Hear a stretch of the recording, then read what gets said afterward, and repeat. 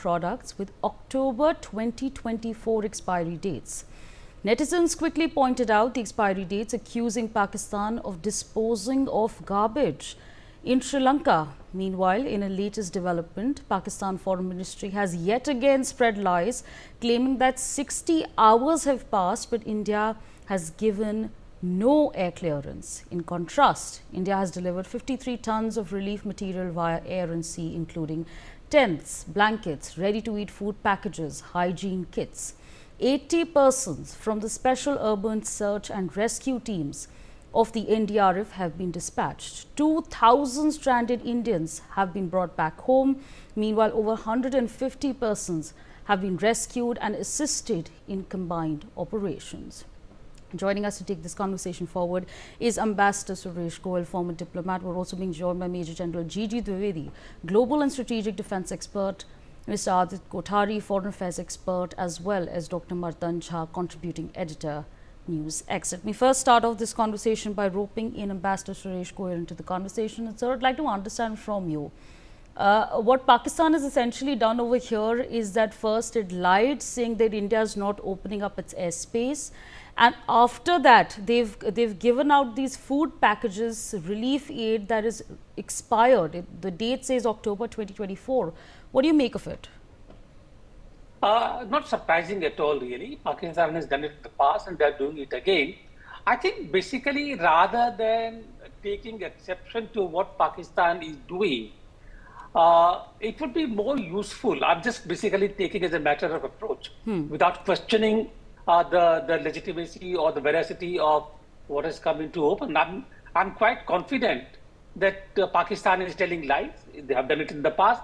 I'm quite certain that what they have sent is garbage. They have done it in the past. If you recall Afghanistan, the material they had sent in the wake of the Afghanistan earthquake, it was all garbage. The Afghanistani government had shown it really at that time.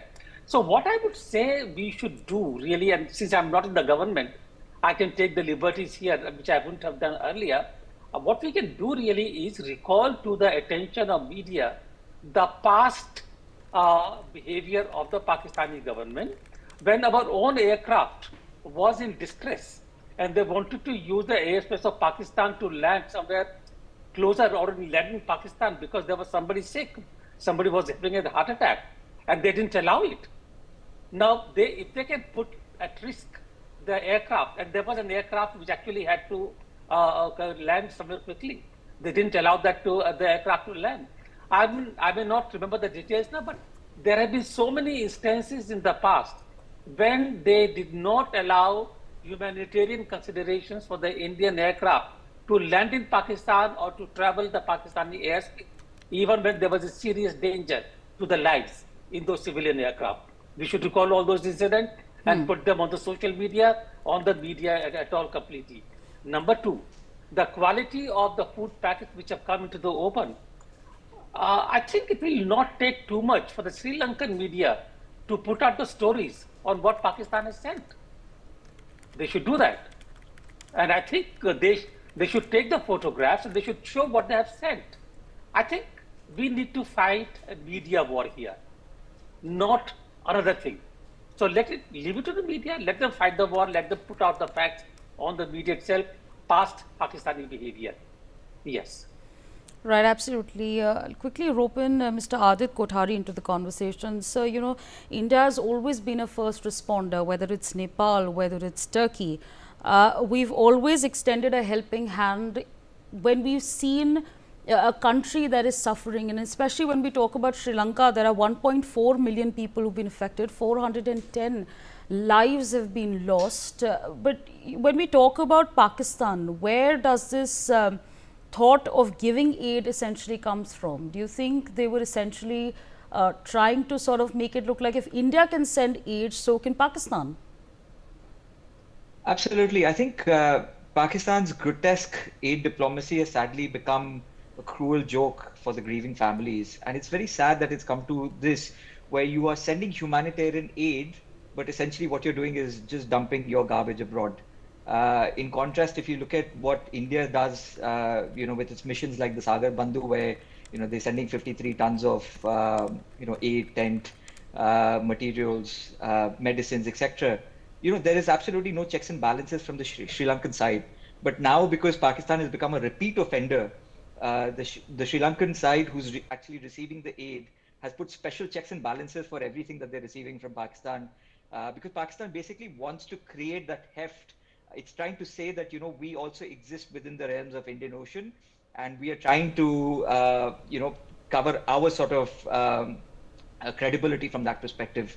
But now that even Colombo is sitting down and screening all of the incoming aid from Pakistan very, very rigorously, basically goes to demonstrate that they are a repeat offender and a butt of all jokes globally.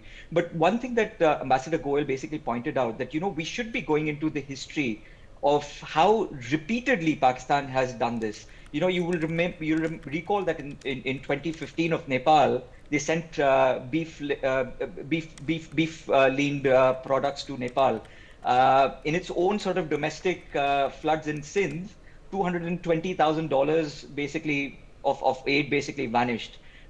Turkey, in the Turkey, the 2023 earthquake, whatever aid Turkey had previously supplied to Pakistan, Pakistan basically repackaged that aid and sent it back to Turkey, and then got exposed. So, at the end of it all, it's the lies and the deceit which has constantly ended up humiliating Pakistan at a global stage, especially what's happened with the Oxford Union debate, just a few days ago. So one, you have the Pakistani High Commission in London, which has now been checked by X, where there's a community note lingering there, and then you have the Pakistani High Commission in Colombo, which has had to retreat and delete its tweet and post on X.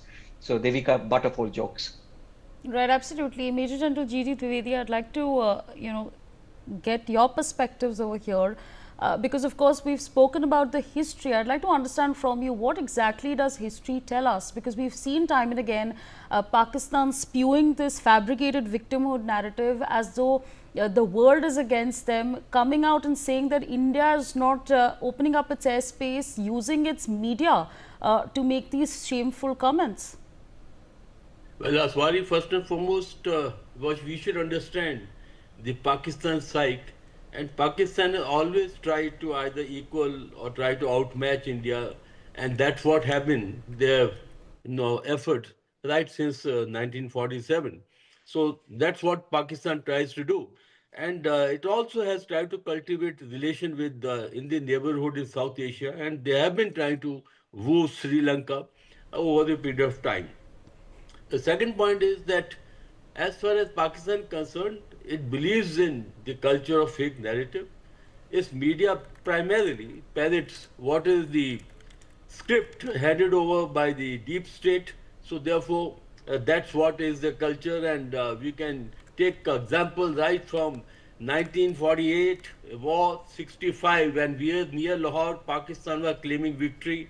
In 1971, the war I fought, when we were on the outskirts of Dhaka, Yahya Khan was saying we are winning.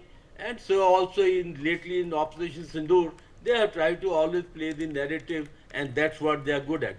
The point is that we need to actually expose Pakistan, and especially when they come onto the media wars, I think that's where they feel that they can win against us. On the ground, they have always been defeated squarely and publicly. Now, coming to the airspace, issue, as I understand that on yesterday around 1 p.m. they made a request for the use of airspace for humanitarian grounds, and that request was vetted and cleared within 4 hours.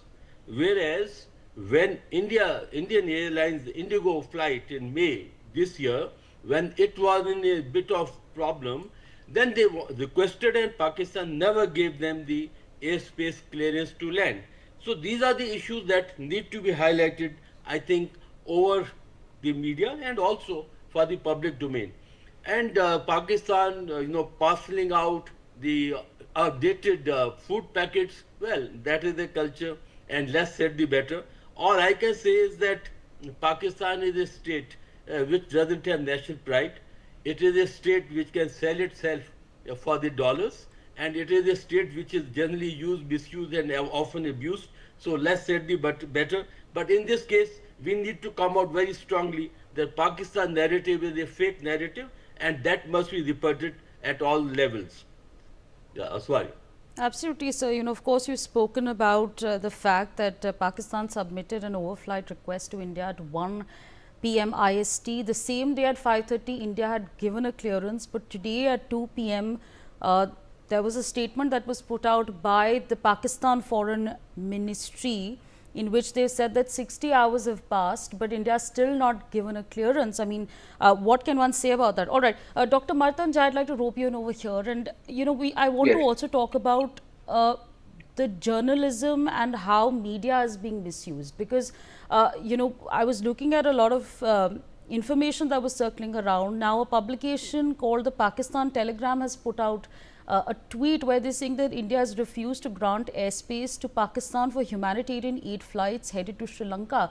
What is your, as a journalist, I want to understand from you, what is your perspective with regards to how the media is being misused to put out a false narrative? See, I have two, 3 points to make. See, Pakistan's policy, especially its media policy, has been in congruence with the ISI's policies. So, if you look at the perception warfare, the narrative management, they have been the masters of it since the ages of Cold War. It is nothing new. It is very interesting to see how they are calling the Sri Lankan brothers when it was the same Sri Lankan cricket team which was attacked, in 2009. It was a terrorist attack in 2009 when the cricket in Pakistan completely came to a halt. Now they want to, come, cozy up with Sri Lankans by saying that, look, we are here for you. We are going to provide some aid to you. So this is, completely nonsense. Pakistan does not care about Sri Lanka. Pakistan wants to show that, Sri Lankan team, other cricket teams also come to, Pakistan to play there so that it generates money from them. It is everything, is related to money. From a lens of a journalist, I can see it completely. Many people don't remember that in 1971 also, Pakistan really raised, hues and cries about India closing its airspace. And then what happened? The Bangladesh liberation happened. So this is not a new thing. Pakistan has been, they've been the masters of it. Let me give you an example. There was a propaganda model of, Chomsky, Noam Chomsky. So he said that, when the elites of a certain area want certain kind of news to be dissipated, the media becomes an active participant of it. Pakistani media has done that time and again. Because the elites sitting in Pakistan, they are the same elites who are the military elites also. They are the same elites who are the establishment elites also. They want certain kind of information flow to happen. And this has been channelized to a lot of money, a lot of narrative warfare. Especially, I also like another point that, since the time of Operation Sindoor also, many times as journalists, you would have heard this argument that India won decisively, but maybe in the perception battle, India was found, losing. I'm sure my esteemed colleagues will have a lot to say about, the perception management after Operation Sindoor. But as journalists, we kept asking this question that why India does not make those kind of perception management as Pakistan does. Pakistan always has tried to punch above its weight, much more than India. Since the time of, 1947-48, if you look at Pakistan's, humanitarian track record, forget helping any other country, how they have treated their own Ahmadiyya population. And let me tell you, these are the same bunch of people, the Ahmadiyyas in Pakistan, who in 1940 argued the most for the Sharia law. Now, see what happened to Ahmadis. They are not even, treated as Muslims. So Pakistan is an entire history of shaping narratives, of shaping perceptions. And with the US dollars coming into Pakistan, US thought this can be a great buffer in the time of Cold War. Had India been a united India or Akhand Bharat, as we say, it would have been, very much of a headache for the great powers. Some people also say that that's why the Indian subcontinent was divided into two. So that's my assertion. Right, absolutely. Ambassador Goyal, I'd like to understand from you, one thing that is certain is that Pakistan's help is really not help. Right now, of course, what they've done is that they've sent their leftovers to Sri Lanka that is, that's devastated at this point in time.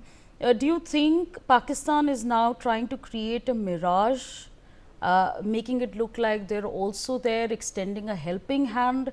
and also perhaps also trying to make it look like they're shoulder to shoulder with India? And Savri, I'm going to be blunt here, really.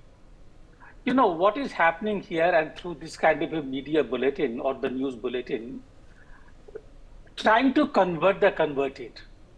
People in India know the truth.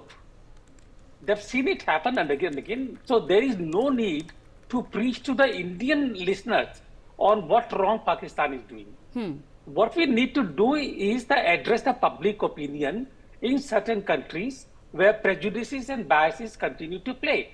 You pick up the Washington Post or the New York Times, listen to the CNN or listen to the BBC, listen to, with the exception of one or two print media in the West, they will continue to basically ignore the wrongs done by Pakistan. And what I'm saying here is that it's a media kind of an effort which we need to play. Newsx has a satellite channel. Why don't you have this kind of a discussion on the satellite channel which goes to the international media? I will be very happy to be part of a discussion of that kind. But no, you will talk about the naval frigate, you will talk about all kinds of issues, but not the narratives. Do that.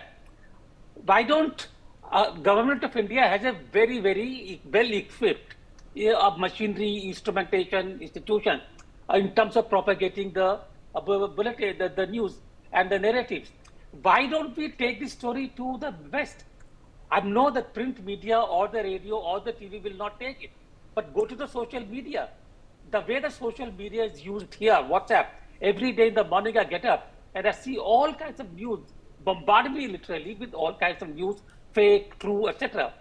Do that in the West. WhatsApp is not going to stop you from doing that.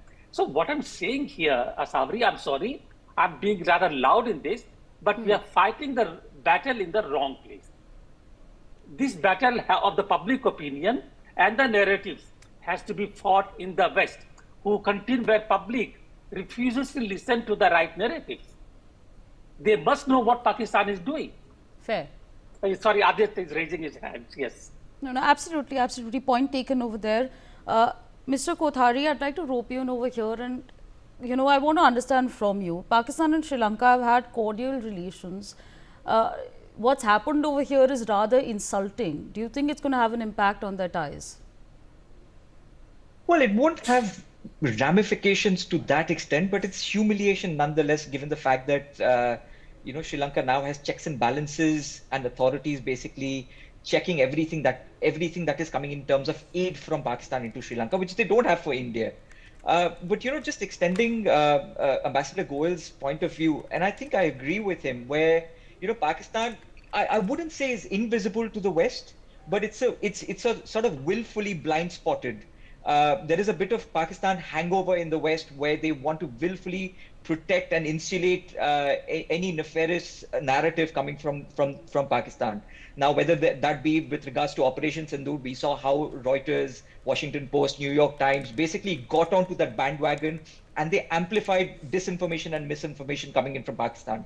But you also have to remember that they did that because the Pakistanis were willing to talk to the media. On the Indian side of things, the Indian government or government representatives were not willing to give any sort of information to the media, to the international media at that point. And the media is always hunting and searching for anything that they may sell to the viewers and the readers. So that is the game, I think, which we need to understand. From an Indian perspective, yes, now with the advent of social media, yes, the Indian government may lack that machinery from a narrative warfare perspective, but you also have to imagine the kind of people that exist within the social media domain. I think the people make up for that. And as a consequence, what we saw during the Oxford Union debates just 3 or 4 days ago, where the Pakistani High Commission tried to push an agenda saying that, it was the Indian contingent that backed off. But then you had the entire brigade from India, from social media in India and the Indian diaspora in the West, basically correcting the Pakistani High Commission and questioning the accountability from Oxford Union, which basically became a platform and an extension for the Pakistani High Commission. So now that even raises massive questions and credibility to a platform like Oxford Union. So that is the game that I think Indian social media users can be leveraged by the government at some point in stage. I think that is something which the government needs to investigate and perhaps use to their advantage. Mr. Kothari, I'd also like to then understand from you, we're talking about misinformation all the time, but who will really fight that battle? Should we continue to send representatives abroad like we did during Operation Sindoor? I mean, that is only solving part of the problem. The bigger part of the problem actually lies at home. It is about talking to international media. You know, when Xi came into power, he said the Chinese need to be there everywhere. The Chinese tentacles need to be there everywhere where media exists, academia exists. Our tentacles don't exist in that sort of academic domain or the media domain globally. I think that is what we need to investigate and start investing. So we need to have people within the academia not to conjure up or engineer any sort of narratives, but to essentially help dismantle any sort of disinformation, especially coming against India as a brand. And there's many things happening against India in the Western academic world at this point. All right. Major General G.G. Dwivedi, I'd like to come to you and understand from you, based off of the point that has been raised by Ambassador Suresh Goyal, who will perhaps then be able to fight this battle in the West? Well, first and foremost, we need to understand that we are in the era of information warfare. Until you understand the larger gamut of information warfare and you have a very clear-cut policy, I think if it is only taking a very, very oblique view is not going to help.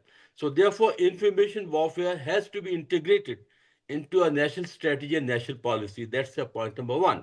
And this is today you are at the global level. You are not addressing your own audience. You are at the global level.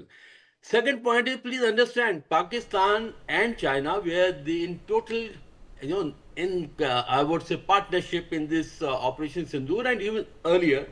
And Chinese have a very, good grip on the Western media. And I have served in China as a defense attaché. I know their policy. They actually play out the gray zone warfare.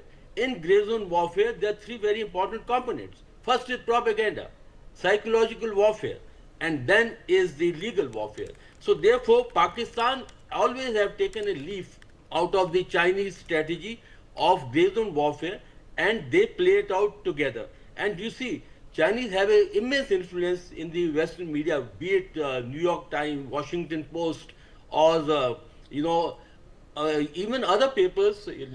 You see, they have a very good hold on this media. And my last point is, you see, we need to be proactive, because today you cannot be only reactive. Our diplomacy has to be proactive. Our approach to the media management has to be proactive. And the last very important issue is that until you take it up on the right platforms, you're not going to make an impact. So therefore, I would only conclude that information warfare is a very important component in today's world, and this has to be handled at the India level, at the national level, and as a policy and as a strategy, and not only reacting from one event to other event. Until you do that, you will find the adversaries will always get better of us, and that's not acceptable, because we can't accept that we are not as good as the others in perception management. I think this needs a change, basic change in our thinking and also in our perspectives. Aswarya. All right. With that, I'd like to thank all our guests for joining us on the broadcast and taking this conversation forward. Well, we have some breaking news coming in. PTI founder and former Pakistan Prime Minister Imran Khan's sister, Uzma Khan, has met him at the Adiala jail in Rawalpindi. Following the meeting, she said that the former Pakistani Prime Minister is in good health. She also alleged that the former Pakistan Prime Minister is being subjected to mental torture and that Asim Munir is after it. Listen in. सेहत अल्हम्दुलिल्लाह ठीक है, मगर जहनी वो उन्होंने बड़े गुस्से में थे, कहते हैं कि हमें ये मेंटल टॉर्चर कर रहे हैं और सारा दिन कमरे में बंद, थोड़ा सा बाहर से निकल सकते हैं, कोई किसी से कम्युनिकेशन नहीं, कहते हैं कि आसिम मुनीर जिम्मेदार है, ये सब कुछ हो रहा है। बाकी कितनी देर मुलाकात रही है मैडम आपकी? अच्छा, सेहत उनकी ठीक है। My colleague Ajay Jandyal joins us on the broadcast to give us more on this. Ajay, what more can you tell us? Yes, these words are definitely going to be very tough for the Pakistani government and the Pakistani army as well, because from the very beginning, it was in the media that there are some differences between Asif Munir and former Prime Minister Imran Khan, and even that was the reason that he was sent behind the bar. A number of cases were registered against him, and Shahbaz Sharif becomes the Prime Minister of Pakistan. But the thing is that after almost 3 weeks' time, when no one from the family was allowed to meet Imran Khan, now after 3 weeks, when former Prime Minister Imran Khan's sister met Imran Khan in the jail, she came out and she said that he is fine, but he says that he was mentally tortured, and why it is happening just because of the Asif Munir. So definitely it is going to be very tough, and now the fresh input says that there are clashes going on, protests going on over there in Pakistan, in Islamabad and other part of Pakistan, and it is expected that in next few days that protests will be very violent as far as the Pakistan streets are concerned, because in the past as well similar kind of situation Pakistan have faced when PTI workers they came into roads. All right, thank you for sharing all those details. On that note, a quick short break.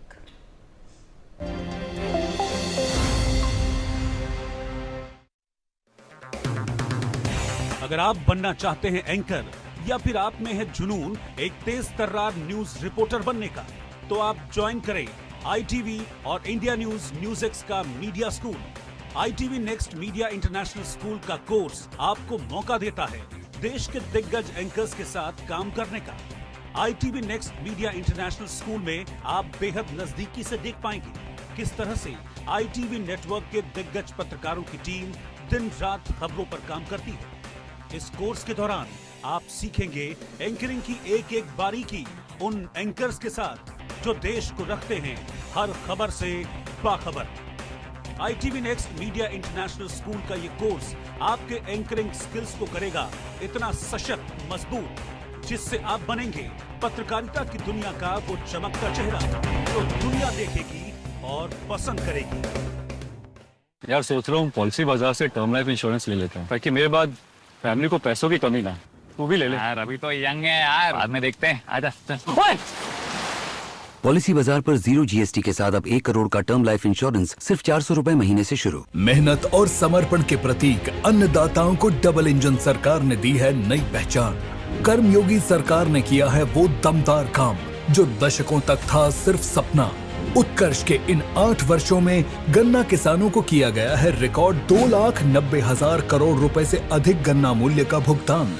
वर्ष 2007 से 2017 तक हुए भुगतान से यह 1,48,000 करोड़ रुपए है अधिक।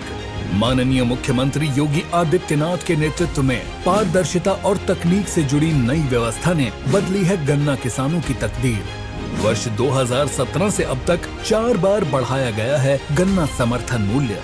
गन्ना पेराई सत्र 2025-26 में गन्ना किसानों को होगा 3,000 करोड़ रुपए से अधिक का अतिरिक्त लाभ।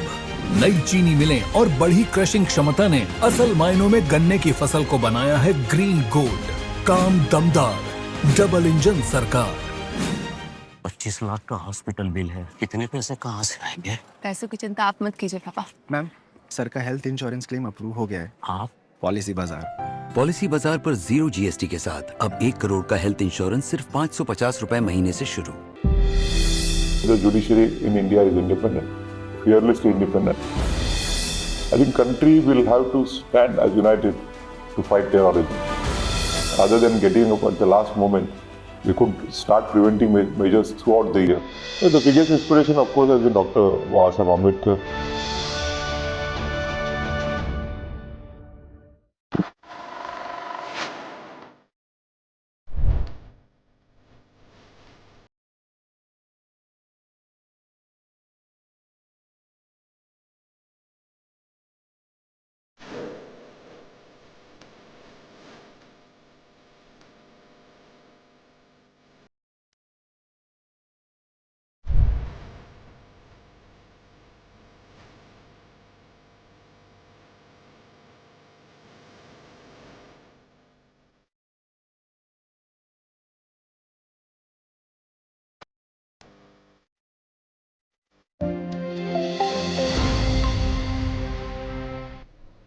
Welcome back from the break. You're watching Newsx and I'm Asawari Jindal. Days after Cyclone Ditwah ravaged the tropical island of Sri Lanka, satellite images have now emerged showing the amount of destruction caused. Thousands of people remain displaced from their homes. Devastating visuals from before and after the cyclone show a sharp contrast, with entire cities flooded, houses washed away and villages completely drowning. What used to be a green stretch has now been covered with muddy water. Joining us at this point in time are our guests. We're being joined by Brigadier Vinod Datta, former General Secretary, DCMG, Mr. Naveen Bhatnagar, former DIG, NDRF, as well as Lakshmana, senior journalist from Tamil Nadu. Let me quickly address some breaking news that's also coming our way right now. In major news that's coming our way, the death toll in Sri Lanka has now risen to 410, with 336 people still reportedly missing, according to the latest update from the country's disaster management center. My colleague Belly Thomas with us on the broadcast to give us the latest. Belly, the death toll has now mounted to 410. What more can you tell us? So, India, under the Operation Sagar Bandhu, has sent around 53 tons of relief material to Sri Lanka as a part of its emergency response to Cyclone Ditwah, which has caused a widespread damage across the island nation. Like you said, the death toll has increased to 410 now, and more than 330 people are still reported to be missing. And Sri Lankan authorities continue to battle rising floodwaters in parts of the capital, Colombo, after a powerful cyclone that left a trail of destruction. And in an update, in the recent developments, the Disaster Management Center said that nearly 400 people have been missing throughout the country, not only around Colombo or the flooded areas, but also there are people who have been tourists who have visited this part of this island where the cyclone was hit at that time. So that was the reason. Now the number of missing people have risen to 400 is what authorities say. And according to an official release in the wake of Cyclone Ditwah, India's launched Operation Sagar Bandhu. That's from 28th November to provide urgent search and rescue and humanitarian assistance along with disaster relief. So this is what we get to see the latest in Sri Lanka, where it has Cyclone Ditwah had wreaked havoc, and the country, the island nation, is still limping back to normalcy with the help of our NDRF personnel who have been engaged in finding out those who are missing.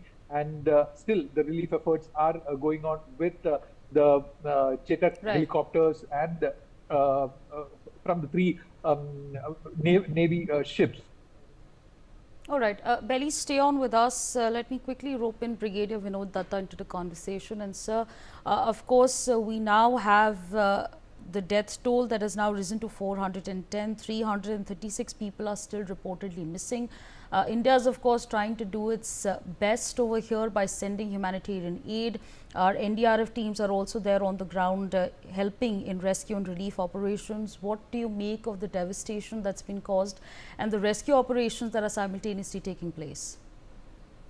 Well, India has always been a very big player as far as humanitarian assistance or disaster relief operations are concerned. And we always live up to our policy, neighborhood first. And in this instant case also, India has already pressed in its services, and they have named Operation Sagar Bandhu.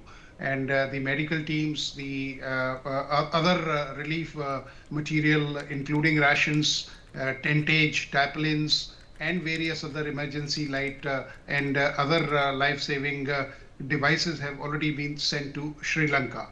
And India has already sent it via various naval vessels which have been dispatched.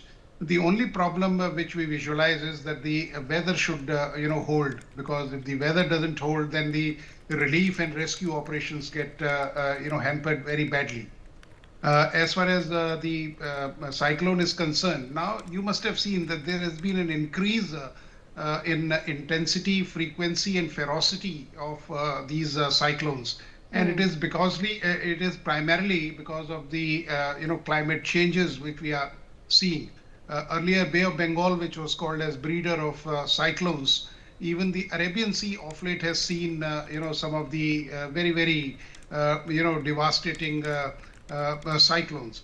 So what we have to do is that not only we have to be careful. Like I'll give you an example about Odisha. Odisha has been they have been facing the brunt of cyclones, but after the big cyclone of 1999. Odisha is a success story and is being studied as a textbook case in various disaster management circles. So what Sri Lanka has to now find out that yes, they should devise such method. They should have relief centers. They should have early warning centers. Like Odisha, if you see from Kendrapara to Jagatsinghpur, I mean there are so many shelters which are there, and this has really resulted in a loss of life to a great extent. Of course, loss of property has exponentially gone up because the development is seen on the coastal areas, and that gets impacted once you have these cyclones. Now, what people should do is that they should not necessarily panic. They should take the relief, whatever comes to them, and the authorities are going to reach to them.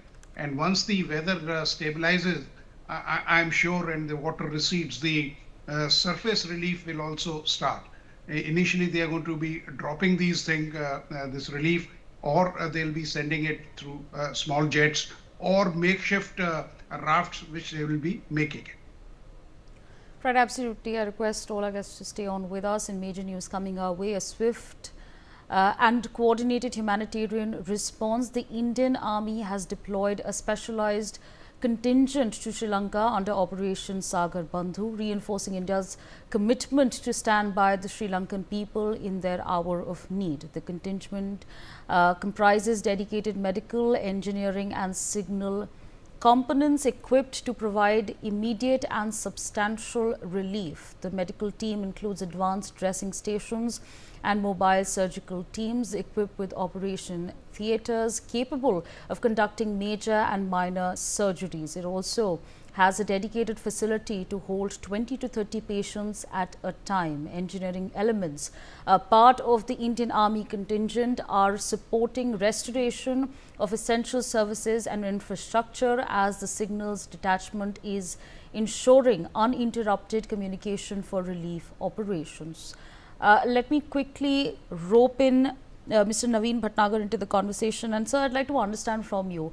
We're of course talking about the efforts that have been put in order to conduct the relief and rescue operations, the equipment that is being sent to, of course, look into the infrastructure as well. But I also want to understand from you, we've seen the kind of collateral damage on the ground. What could perhaps be the challenges in having a higher success rate in terms of the operations that we're conducting? Yeah, so it's a super cyclone, and in the category of 3, and is a really very devastating cyclone, and created havoc in the Sri Lanka, because the Sri Lankan people were not ready. As in our India, we are very much active in providing the relief and the rescue operations, and well in advance we are getting ready to face the music. Whereas we have informed the Sri Lankan people 3 days earlier, because Sri Lanka is a member of our SAARC countries, and time to time we are having a meeting and we are informing them, and we have the continuous touch with the IMD, and whatever outcome we are getting, so immediately we are passing on to our members, and accordingly all our member countries are taking care about it, and we are also helping them in all the way, even then in the training to help to give the aid and all these things. But since it was super cyclone, so definitely havoc was there, heavy rain and very dangerous situation was there, and due to this landslide, mudslide, you can say a heavy human loss and buildings were reported. That is why it death comes more than 450 and above. So, in the meantime, our NDRF and Navy and other rescue parties went there with their equipments and the relief materials also under this Sagar Bandhu this thing campaign. So we have given the good amount of medicines and doctors which are required for this rescue operations, and we have the latest equipments, especially NDRF. We have the latest equipment technology with us of this rescue operation. That is why we have saved so many people and lives also. Otherwise it may go up, but due to this NDRF and due to the effort of this India government, and we have saved the life and helped the people of Sri Lanka. Yeah. Right, absolutely. I request you to stay on with us. We have some breaking news coming in. Sri Lankan cricketer Sanath Jayasuriya has thanked PM Modi and India for the aid India has provided and continues to provide to Sri Lanka. In a post on X, Jayasuriya tweeted, and I quote, "Grateful to Honorable Prime Minister Modi, External Affairs Minister Dr. S. Jaishankar and the people of India for standing with Sri Lanka in these difficult days. Your support as during our economic crisis shows the true strength of our friendship." Moving on to some more breaking news that's coming our way at this point in time. The deep depression, a remnant of Cyclone Ditwah over the southwest Bay of Bengal, has recurved towards the south and moved southeast, inching close to the east coast. This movement has promoted a red alert for 4 northern Tamil Nadu districts.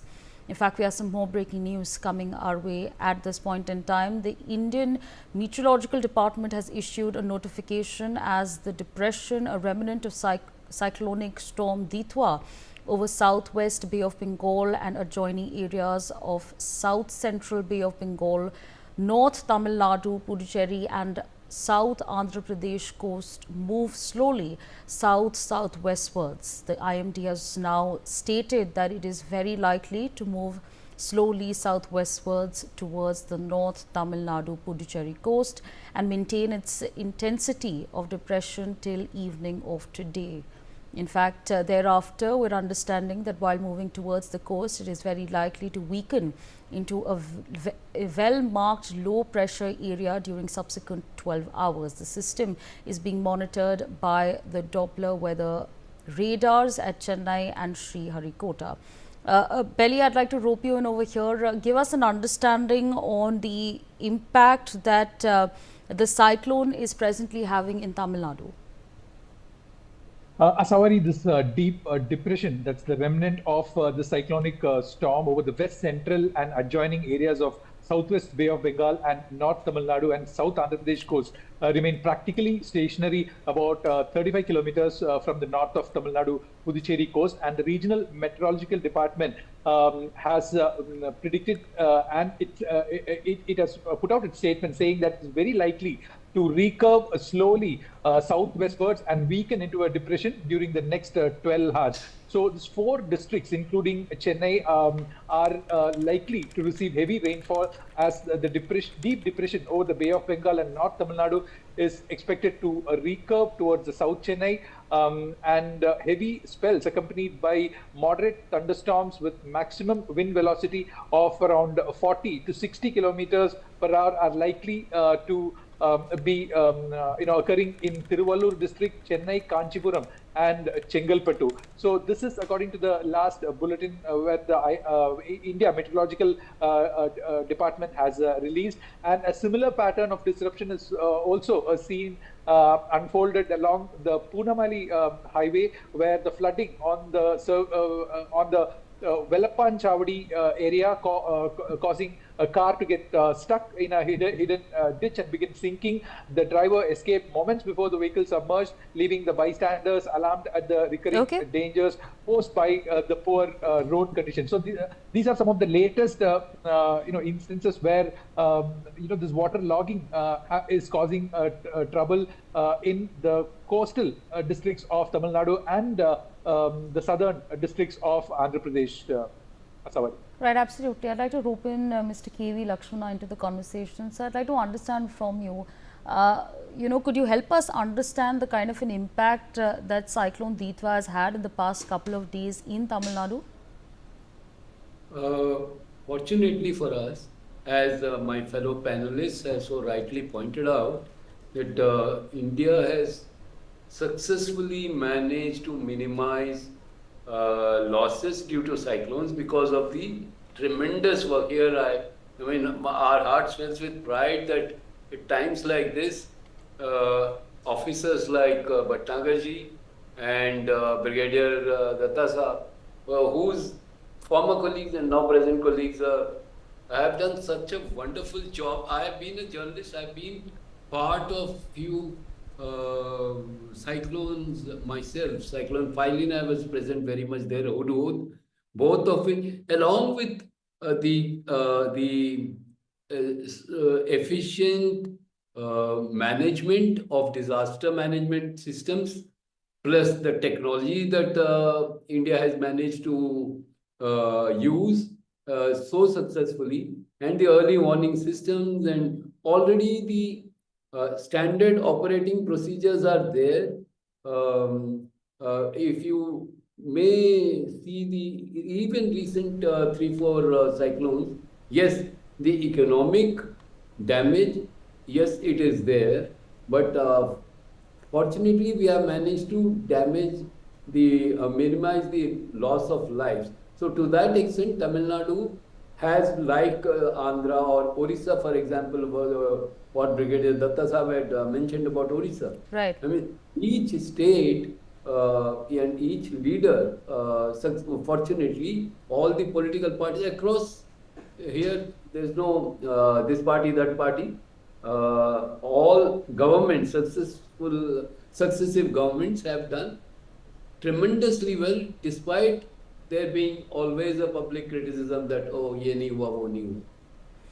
Right, absolutely. We have some more breaking news. Absolutely. We have more breaking news coming in. Heavy rains in Chennai have led to severe waterlogging in Coimbatore and Poonamalle, badly affecting traffic on major roads. In Nerkudram, the road looked like a large water-piled pond, and the stagnant water hid deep potholes formed after days of non-stop rain.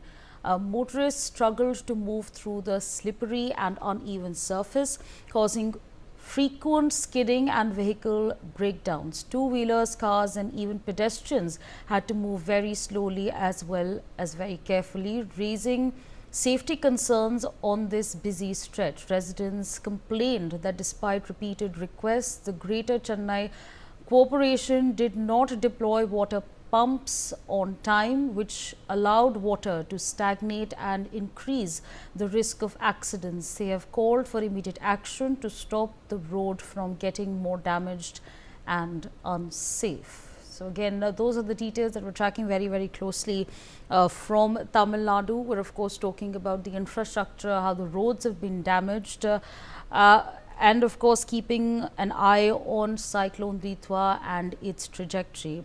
With that being said, we are going to quickly move on to some more news that's coming our way. I'm going to request our guests to stay on with us as we reflect on information that we're tracking very, very closely from Indonesia.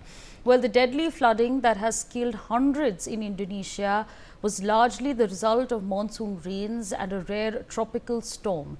Days of heavy monsoon rains inundated vast areas, leaving thousands stranded and many clinging to rooftops waiting for help. Indonesia has been the worst affected by natural disaster, fury of which worsened with cyclone Senyar impacting the island country. In fact, in breaking news that we're tracking very closely, 753 people have been killed amid severe floods and landslides caused by Cyclone Ditwah in Indonesia. Rescue operations are ongoing in the affected country, with emergency crews racing to reach survivors and recover more bodies.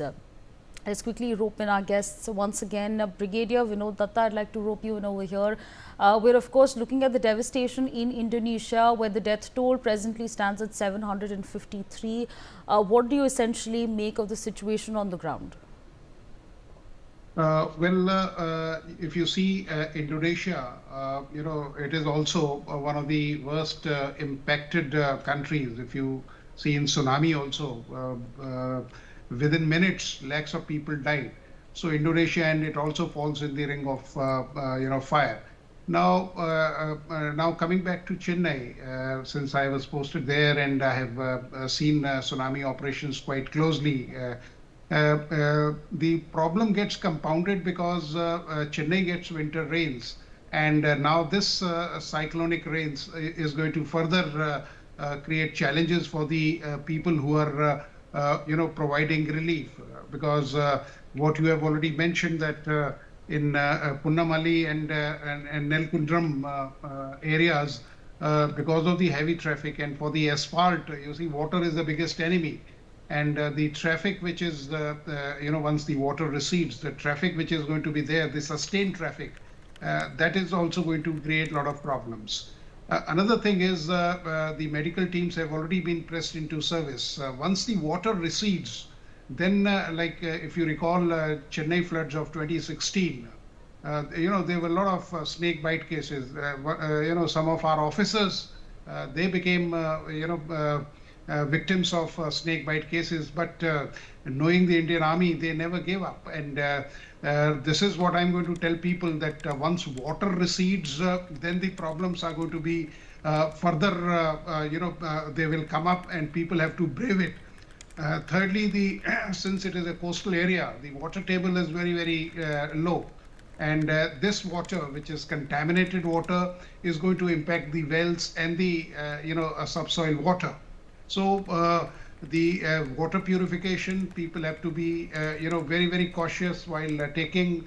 So waterborne diseases, the vectors which are going to be there, that is also going to pose a problem for the people there. But the medical teams, the surgical teams, the Indian Army teams, NDRF, and various other agencies, I'm sure the Tamil Nadu Disaster Management Authority have also pressed into their service, because when Chennai floods were there in 2016, Minambakam was totally submerged. So we were operating from Arkonam, where we had an NDRF battalion, and that was the only aerodrome or a heliport which was available, and we had placed a large number of our helicopters there, and the entire operations was being monitored from there. I'm sure the weather will hold, and the relief will reach to the people. People have to be just calm. They have to remain calm, cool, and collected. And because the authorities have already pressed in whatever best resources they have. So, in Sri Lanka, we have already, given the best of our relief, whether it is in terms of kind or our services, whether medical or otherwise.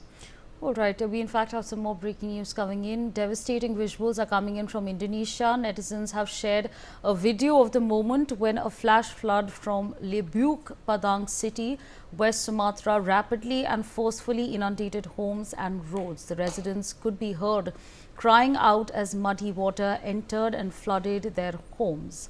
Still with us on the broadcast is Mr. Naveen Bhatnagar. Sir, I'd like to understand from you. We're of course now talking about Indonesia and the impact that Cyclone Ditwah has had over there, where we're understanding that 753 people have lost their lives. How are you looking at the floods and the cyclone that's taking place in Indonesia?